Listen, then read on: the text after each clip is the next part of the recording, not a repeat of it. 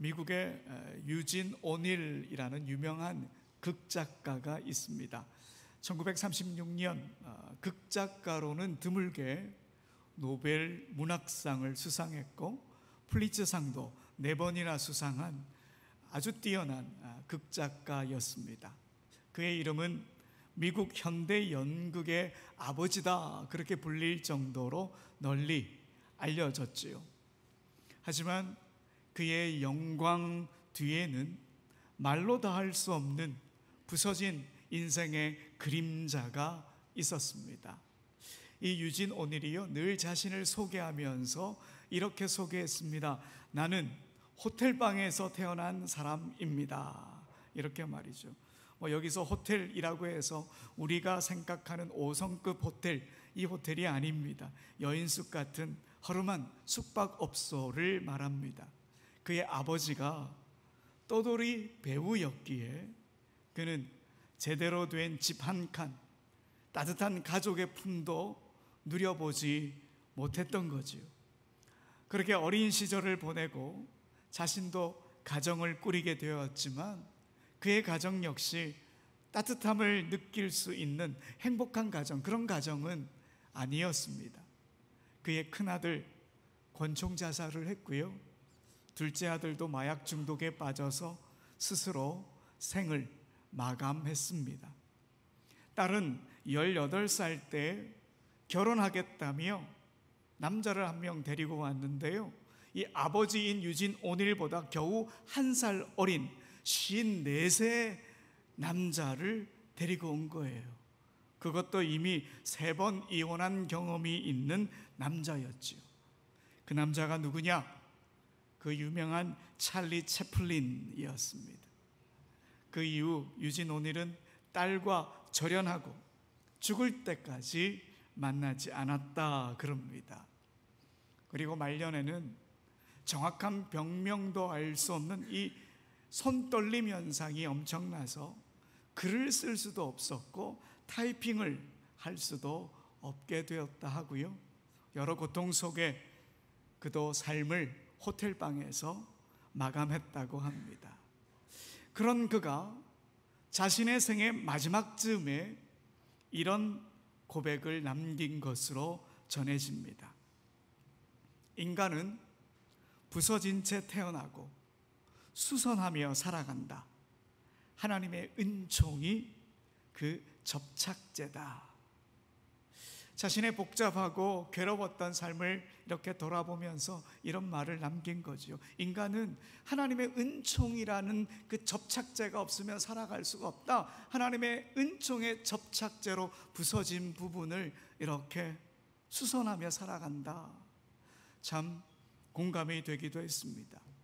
여기서 접착제라고 하는 말은 자신의 부서짐을 그가 알고 있다, 이 말이고요, 어떻게든 더 이상 부서지지 않으려고 견디고 또 견딘다, 이 말이고요, 또 하나님의 은총이 접착제가 되어서 부서진 그 자리를 버텨내게 하신다, 이 말입니다.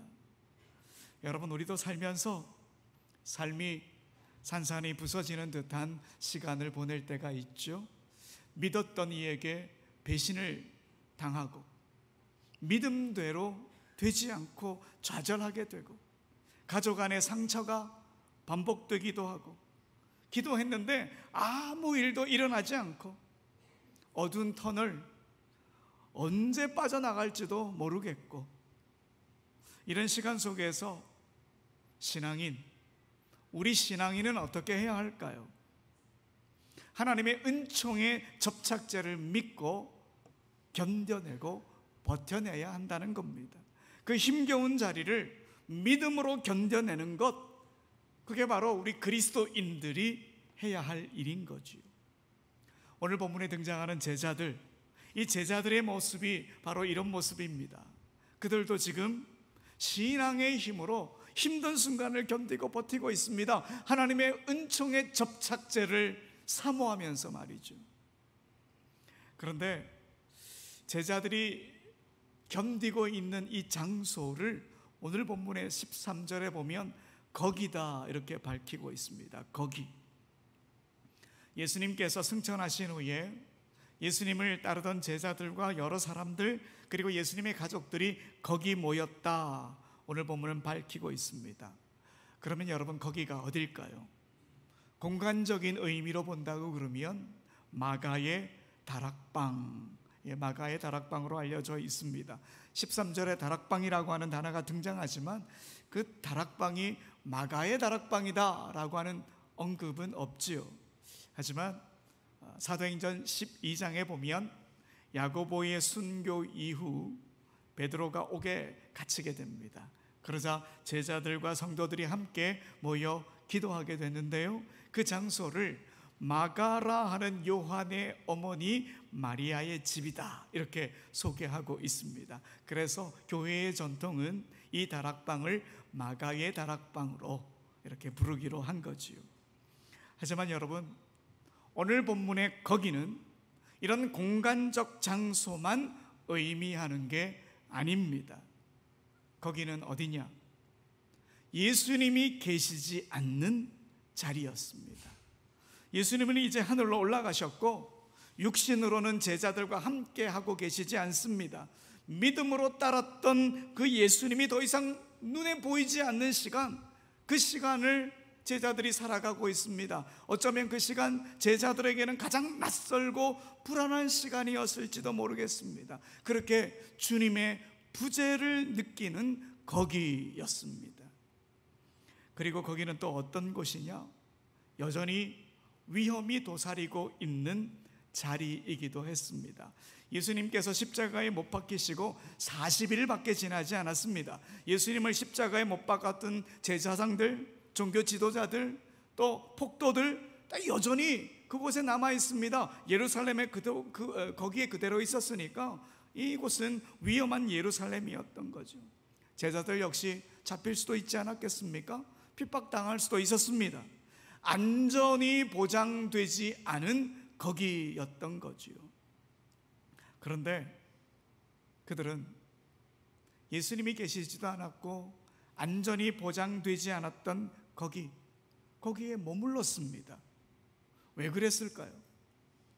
주님께서 거기 있으라 말씀하셨기 때문입니다.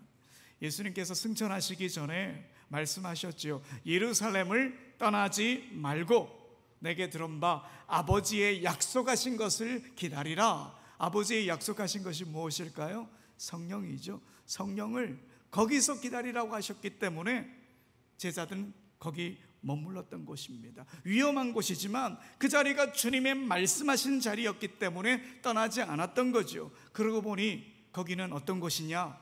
제자들의 순종의 자리이기도 했습니다.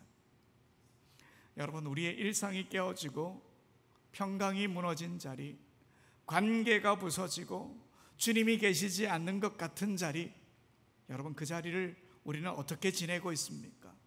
오늘 제자들은 그 자리를 순종으로 버티고 있는 자리였습니다. 우리도 우리에게 닥치는 어려움이 있을 때 그 자리를 어떻게 견뎌내야 하느냐? 순종의 자리로 버텨내야 한다는 거예요. 두려운 감정을 내려놓고 말씀으로 순종하며 버티는 자리가 되어야 된다, 이 말입니다. 그런데 사실 우리 어떻습니까? 힘겨운 일을 만나면 순종으로 나아가지 못할 때가 더 많지요. 물론 무거운 삶의 무게 때문에 순종이 버겁게 느껴질 때가 있지요. 신앙이고 뭐고 다 포기하고 싶은 생각이 들 때도 있지요. 하지만 주님은 우리에게 제자들처럼 그 자리를 순종으로 버텨내라, 하나님의 그 접착제의 은총을 사모하며 순종으로 버텨내라, 우리에게 말씀하십니다. 여러분, 거기 모인 사람들, 오늘 본문 그 다음 구절인 15절에 보면 120명 정도 되었다, 그렇게 기록하고 있습니다. 그런데 사실 예수님의 부활을 눈으로 보고 예수님의 마지막 부탁을 들은 사람, 이 120명보다 훨씬 더 많은 숫자였습니다.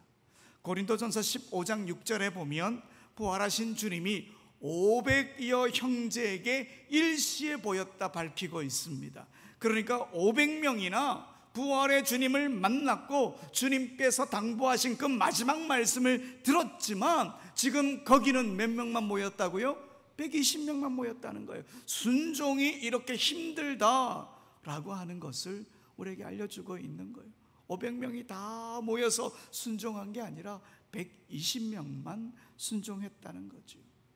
하지만 여러분, 순종이 아무리 어렵더라도 우리 대지의 모든 성도들은 모두 거기 순종의 자리에 함께하게 되길 간절히 소망합니다. 어떤 힘겨운 일을 만나도 그 힘겨운 그 자리는 순종의 자리야, 이렇게 다짐하며 하나님의 약속을 끝까지 붙잡고 그 자리를 버텨나가는 우리 모두가 되길 소망합니다. 근데 여러분, 오늘 본문에 이렇게 보면 눈여겨보아야 할 거기가 하나 더 있습니다. 거기는 어떤 곳이냐? 기도하는 자리였습니다. 여러분, 14절 마지막 부분을 한번 보십시오. 마음을 같이하여 오로지 뭐에 힘썼다고요? 기도에 힘쓰더라. 거기는 바로 기도의 자리였습니다. 제자들은 기도로 그 자리를 버텨내고 있었습니다. 여러분, 참 흥미로운 사실은 복음서에 기록되어 있는 제자들의 모습에선 기도하는 모습을 찾아볼 수 없습니다. 하지만 사도행전은 딱 펼쳐보니 제자들 기도하고 있죠. 그것도 함께 모여 기도하고 있습니다. 우리 예수님께서 이 제자들에게 기도에 관해서 숱하게 많은 가르침을 주셨습니다. 구하라, 그러면 너희에게 주실 것이요. 찾으라, 그러면 찾아낼 것이요. 문을 두드리라, 그러면 너희에게 열릴 것이다. 우리 주님이 알려주셨지요. 또 너희가 내 안에 거하고 내 말이 너희 안에 거하면 무엇이든지 원하는 대로 구하라, 그리하면 이루리라. 주님께서 말씀하셨습니다. 거기다 기도할 때 어떤 내용으로 기도해야 될지도 알려주셨지요. 너희는 이렇게 기도하라. 하늘에 계신 우리 아버지여, 이름이 거룩히 여김을 받으시오며, 이렇게 시작하는 기도도 가르쳐 주셨습니다. 그런데 복음서 아무리 찾아봐도 제자들이 기도했다, 이 기록 사실상 없습니다. 물론 정황상 보면 기도했을 것 같습니다. 하지만 직접적으로 제자들이 기도했다, 이런 구절이 없습니다. 십자가를 앞에 두고 겟세마네 동산에서 우리 주님은 간절한 마음으로 기도했는데 그때에도 제자들은 기도하지 않고 잠에 취해 있었지요. 하지만 이렇게 사도행전을 딱 펼쳐보니 제자들의 모습이 이전과는 다릅니다. 함께 모여 기도하고 있습니다. 예수님이 계시지 않았고 두려움이 여전히 도사리고 있는 거기를 기도의 자리로 바꿔놓은 겁니다. 예수님의 기도의 모습이 이제 제자들에게 나타난 겁니다.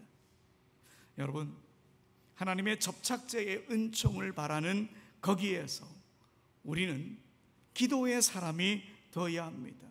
우리가 마주한 거기를 기도의 자리로 만들어야 합니다. 기도해야 산다라고 하는 책이 있습니다. 지금부터 한 100년 전에 기록된 책입니다. 에드워드 맥켄드리 바운즈라고 하는 분의 책인데요, 그 책을 읽다가 깜짝 놀랐습니다. 100년 전 신앙인의 모습이나 지금 우리의 모습이나 별 다를 바가 없었거든요. 저자가 안타까운 마음에 그의 책에 이런 내용을 기록해 놓았습니다. 오늘날은 분주하고 소란하고 활동적인 시대, 여러분 이거 100년 전이에요. 그런 요란한 영이 교인들의 마음속에 깊이 침투해 있다. 종교의식은 많다. 교인들은 기계처럼 질서와 정확성을 가지고 종교 활동을 펼치지만 말 그대로 마음이 없는 기계처럼 움직일 때가 너무나도 많다. 대부분 진부한 종교 활동만이 끊임없이 단조롭게 반복되고 있다. 우리는 기도가 아닌 기도를 한다. 우리는 성령 충만함과 깊은 깨달음 없이 찬양이 아닌 찬양을 드린다. 주께 드리는 찬양은 없고 오직 음악만이 존재한다. 우리는 습관적으로 교회에 갔다가 축도가 끝나면 좋아하며 집으로 돌아온다. 또한 익숙한 성경 말씀을 몇 장 읽고 나서는 할 일을 다 했다는 듯 안도하고 마치 학생이 교과 내용을 암기하듯 기계적으로 기도를 나열한 뒤 아무 거리낌 없이 아멘 하고 기도를 끝맺는다. 여러분 어떠신가요? 이게 100년 전에 기록된 내용인데 나를 보는 것 같다, 이런 분 안 계신가요? 저는 읽다가 어휴 나네 그랬던 적이 있습니다. 분주하고 소란하고 활동적인 시대를 살지만 사실은 생명력 있는 신앙인의 모습은 찾아볼 수 없다, 이 말이죠. 신앙인은 온전한 기도의 사람이 되어야 주님이 주신 삶을 제대로 살아갈 수 있다, 이걸 저자가 말해주고 있습니다. 그렇다면 여러분, 제자들 예수님이 계실 때는 왜 기도하지 않았을까요?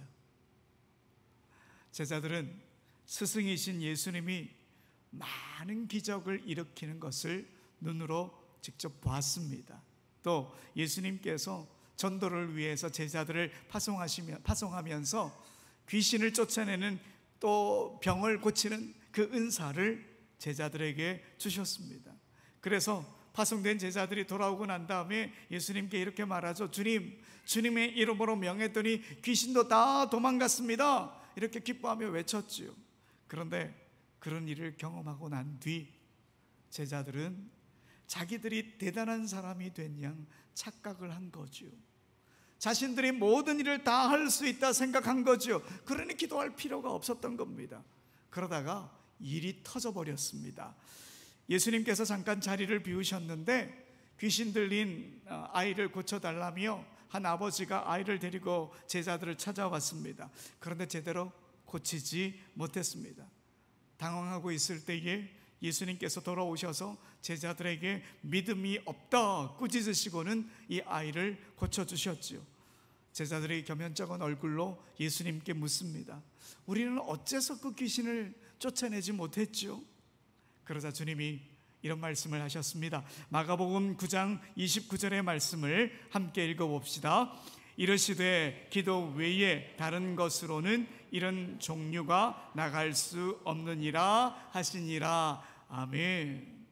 여러분, 예수님의 이 말씀은 하나님의 능력을 신뢰하는 기도를 통해 하나님의 능력이 그 일을 이루게 하셔야 한다, 이 말입니다. 그런데 제자들은 자신들의 능력만으로 충분히 할 수 있다, 이렇게 믿었던 거지요. 주님이 제자들의 착각을 꾸짖으셨던 겁니다.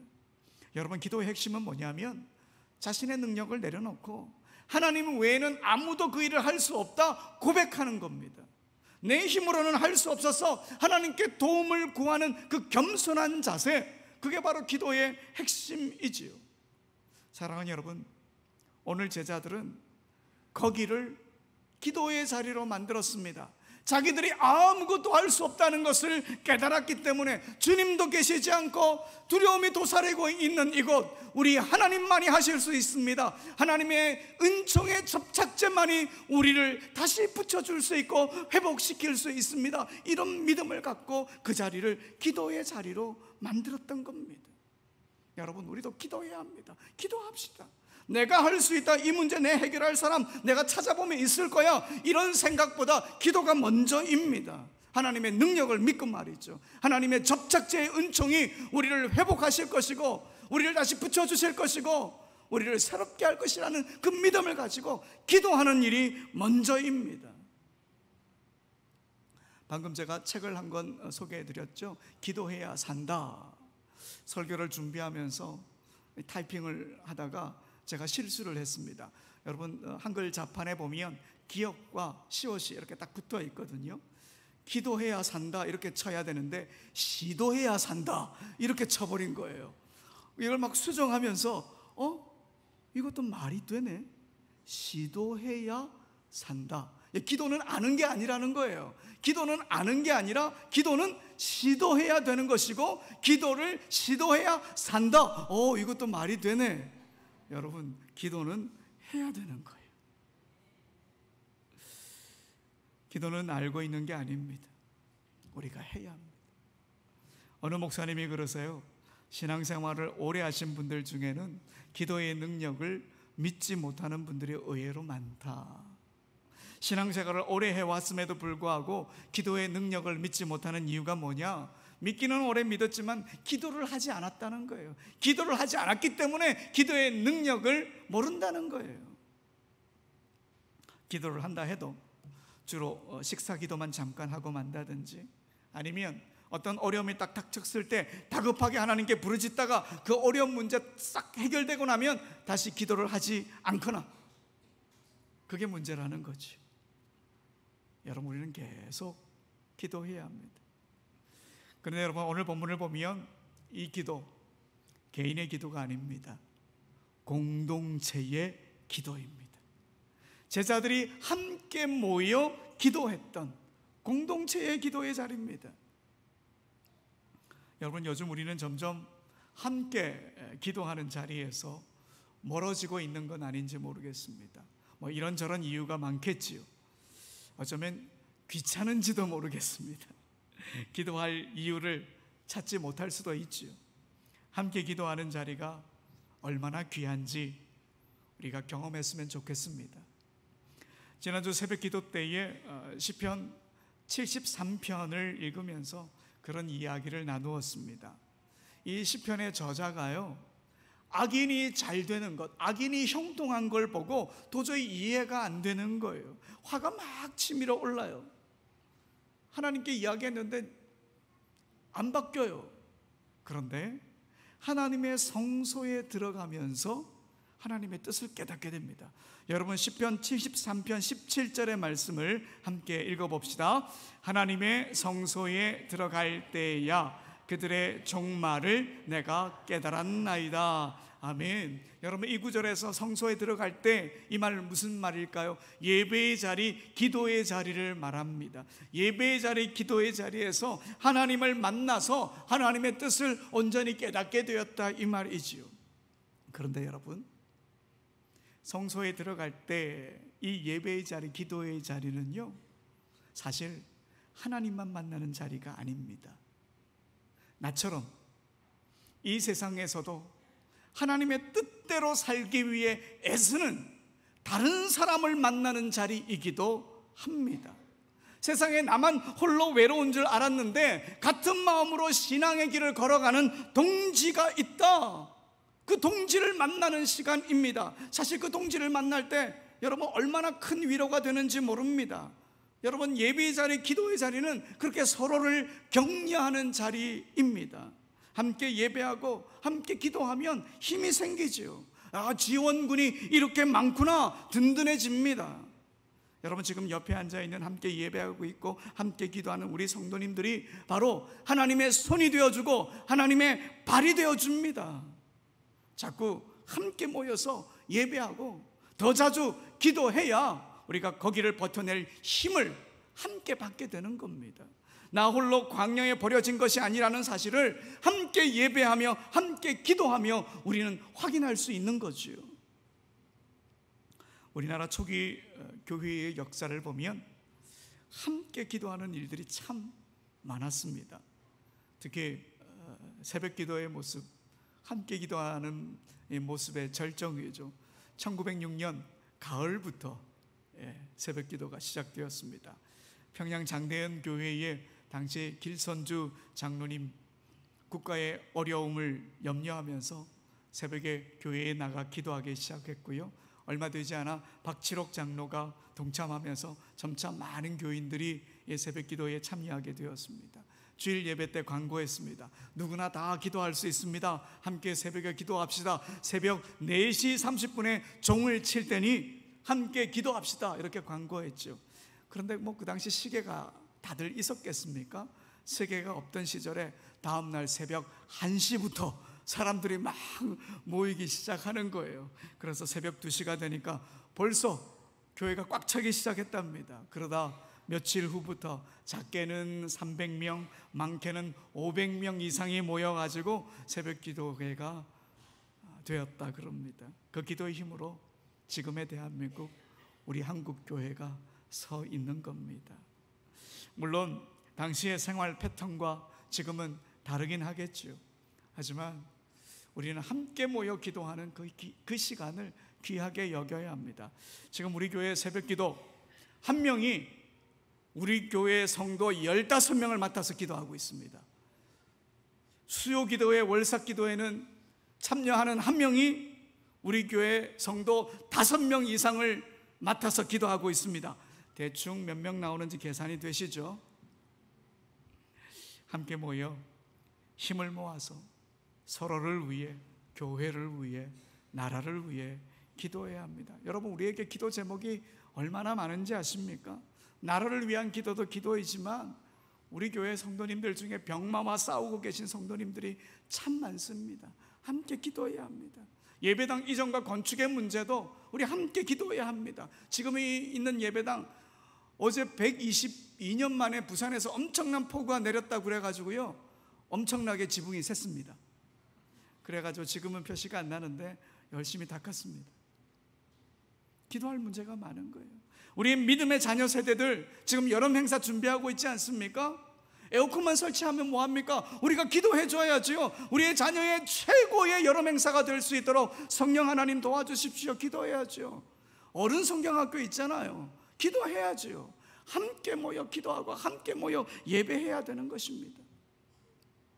제가 얼마 살지는 않았지만 여태껏 신앙생활을 하면서 누군가에게 베풀었더니 다시 저에게로 돌아온 3가지를 발견했습니다. 첫 번째는 중보기도입니다. 두 번째는 축복, 세 번째는 섬김. 이걸 베풀었더니 다시 저에게로 돌아오더군요. 그러니 여러분, 기도의 자리에서 중보기도하면 결국은 누구를 위한 기도가 될까요? 나를 위한 기도가 되는 거예요. 그러니 여러분, 함께 모여 기도합시다. 사랑하는 여러분, 제자들은 주님이 계시지 않았고 그리고 두려움이 도사리고 있는 거기를 순종의 자리로, 나아가 기도의 자리로 만들며 하나님의 그 접착제의 은총을 기대하며 견디고 또 견디고 버텨내었습니다. 그들은 다 거기 있었습니다. 그리고 그 자리에 성령님이 임하셨습니다. 그리고 거기서부터 교회가 시작되었습니다. 오늘도 주님은 거기에서 우리를 기다리고 계십니다. 우리를 찾고 계십니다. 거기를 특별히 기도의 자리로 우리가 세워갑시다. 함께 기도하며 함께 주님의 약속을 기다리며 하나님 나라를 뜨겁게 사모하는 우리 모두가 되길 간절히 소원합니다.